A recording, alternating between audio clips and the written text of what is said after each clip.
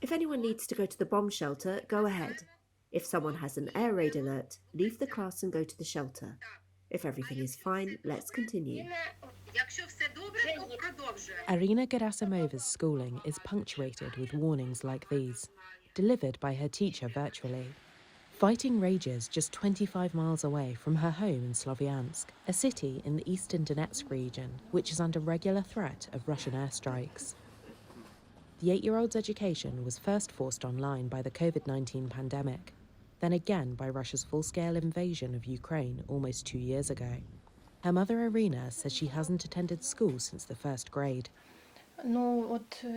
She used to take judo classes. She was an active child. Now I look at her and she has changed so much. She doesn't want to do anything. She doesn't have friends. Her spirits are low.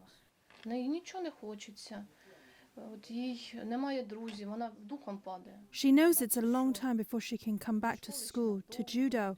She has changed. Mentally, it's hard for her. Now a third grader, Arina says she would like to make friends, see her teacher and play outside during recess. She never meets her classmates and knows them only from their thumbnail images online. But the hope of returning seems a distant dream.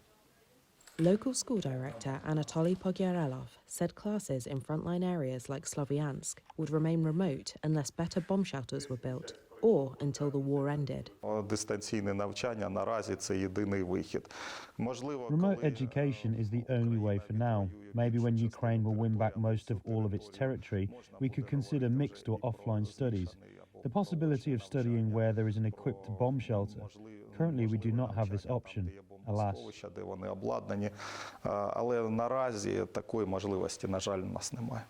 However, in the northeastern Kharkiv region, which borders Russia, officials have begun building heavily fortified underground schools to allow children to return safely to in-person studies.